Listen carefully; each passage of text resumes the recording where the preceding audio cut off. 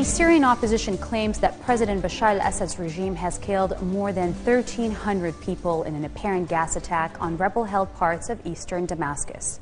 This is believed to be the worst known use of chemical weapons since Saddam Hussein gassed thousands of Kurds in the Iraqi town of Halabja in 1988.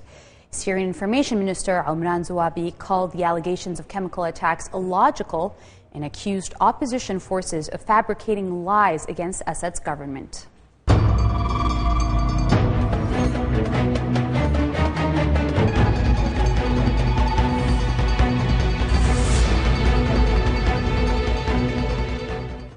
Syria's opposition is demanding that the United Nations chemical weapons inspectors immediately investigate the rebel-held region hit by an alleged chemical weapons attack that has killed hundreds of people a day earlier. In Paris, French Foreign Minister Laurent Fabius said the international community needed to respond with force if the allegations that the Syrian government was responsible for the attack on civilians proved true, although there was no mention of sending troops on the ground. Syrian President Bashar al-Assad's forces have continued a heavy bombardment of the ring of rebel-held suburbs around the capital, known as the Ghouta region, which activists say will further hinder UN investigators from entering the area. The Security Council did not explicitly demand a UN investigation of the incident, although it said clarity was needed and welcomed UN Chief Ban Ki-moon's calls for a prompt investigation by the inspection team. I wouldn't want to speculate on what may or may not have happened. Fortunately, we have credible professional investigators with the United Nations on the ground in Syria right now. Let's give them the opportunity to take a look at what happened. Let's give them the opportunity to interview witnesses. Let's give them the opportunity to collect some physical evidence. And then we can reach a conclusion about what exactly happened there. But suffice it to say, though, that the use of chemical weapons is something that the United States finds totally deplorable and completely unacceptable. And those who are responsible for the use of chemical weapons, if it's determined that that's what happened, will be held accountable. Washington, D.C.-based political consultant and Middle East analyst Firas Maksad is in our studios today. Welcome, Firas. Who do you think is responsible for this heinous crime? Well, Youmna, that is a question that's out there. In my mind, there's very little doubt that the Syrian regime should bear the brunt of the responsibility. It's true that outside players might have be involved, or at least some of the propaganda outlets associated with it. Who do you mean by outside players? There are all kinds of allegations being put out there by those who are affiliated with the Assad regime. But the truth really is that given the amount of casualties that we've witnessed, over 1,000, that the dispersal mechanisms that are available are only available, that are required, are only available to regime forces. So I'm really doubtful that there could be a third party that's involved here. Okay, but why would the Assad regime time a chemical attack on the same day that UN inspectors arrive to investigate whether or not the government is using chemical weapons in the first place? I think the Assad regime probably carried out these operations knowing that many like you are going to be asking that question. Could it be possible that they would use chemical weapons on the eve of the arrival of the UN inspector? Let's remember, this is a regime that knew President Obama drew a very clear red line against the use of chemical weapons. They crossed that line. They tested the will of the United States and the will of the international community. They understood that there is little in terms of a price that they would have to pay, and they are again testing the will of the international community. And that's why it's important that this time there'd be a very clear price that the regime would have to pay. Okay, so what is the clear response that you were speaking about? Well, because as you said, the Obama administration had mentioned a red line, and if this is the red line, and we're hoping that it is what they will consider a red line, what is the correct response that we can expect from the United States now?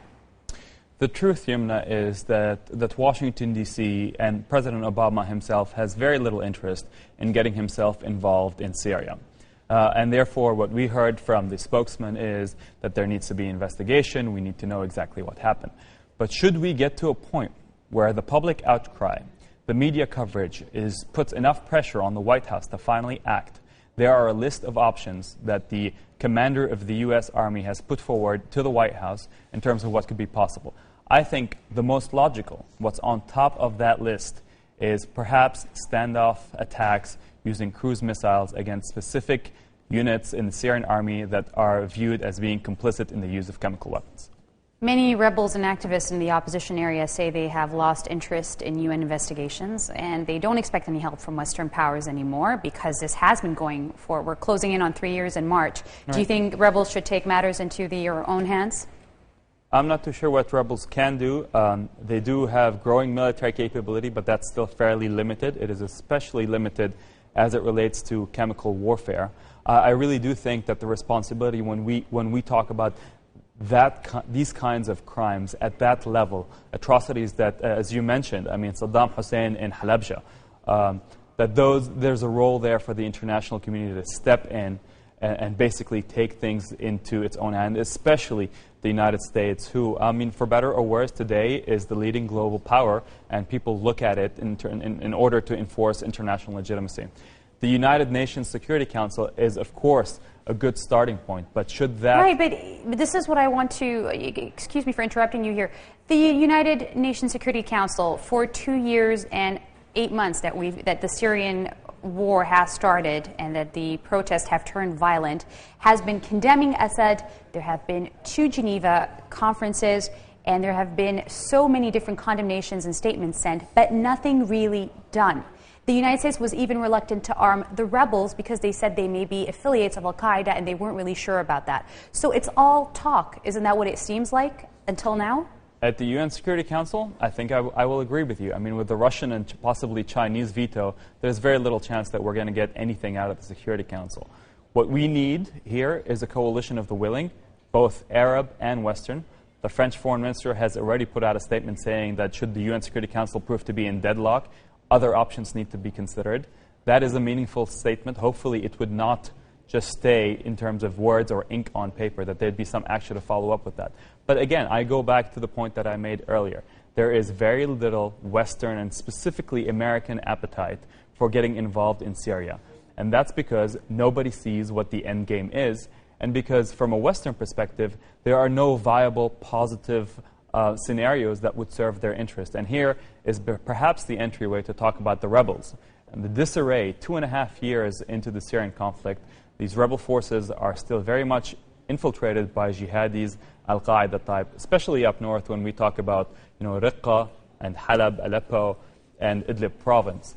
Perhaps on the southern front, things are a bit more in control. There's a bit more unity of command and control there, and something positive can be done to put pressure on Damascus. So why would the United States support the rebels if they do believe that if the opposition would win and Assad would fall, it would not serve U.S. interests? As General Martin Dempsey, the highest-ranking military officer, wrote, that it would not, the United States would not intervene in the Syrian conflict because it does not believe anti-Assad rebels would support American interests. Lack of U.S. and Western leadership on Syria allows for there to be a void which radical forces, al-Qaeda plus, will then seek to dominate and control. That's what has happened in northern Syria for the past 2.5 years. What the international community, led by the United States, needs to do is to take the lead in building rebel forces that are moderate, that have command and control hierarchy, and that are accountable. We have elements of that with the Free Syrian Army, the Supreme Military Council under the control of General Idris. That needs to be supported, trained, and armed under the supervision of a coalition of the willing. Otherwise, we risk losing Syria on one hand to Iran and Hezbollah, and on the other hand to al-Qaeda and jihadis. Should Assad fall, is what you're trying to say. Even should the conflict continue to drag on, which in all cases on the path that we're on, it will, as General Dempsey pointed out, for 5, possibly 10 years. General Dempsey pointed out that this could last another 5 and 10 years, which brings me to the repercussions that this is going to have on Lebanon and the region as a whole. Can you comment on that? If the conflict were to drag on for another 5 years, seeing the amount of casualties and damage it has done in just 2.5 years? I mean, it would be an absolute travesty for the region. What we're really talking about here in Lebanon's environment in Syria, I mean, when we talk about Lebanon, we really are talking about Iraq, Syria, and Lebanon, because the political and social fabric of all these countries, the broader Levant, are very interrelated. So what we're really looking into here, what we're peering into, is a Syria that's coming apart. We're talking about continued fragmentation for years to come.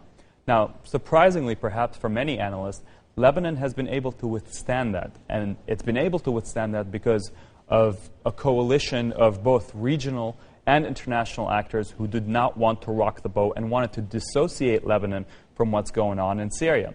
But a complete association, as we have seen, is not really possible. I mean, this is operating in shades of gray. There's no clear white and black here. But what is most worrying, that after Hezbollah's campaign, an adventure in Al-Qusayr, and their open entry into Syria, that consensus seems to be coming apart. And that's when we start seeing attacks in Dahi, the first attack, the second attack. I worry that as things move forward in the coming years, that consensus to keep Lebanon out of Syria is going to come apart too. And I worry about Lebanon, not in terms of a civil war, but in terms of a campaign of violence that might be with us for years to come.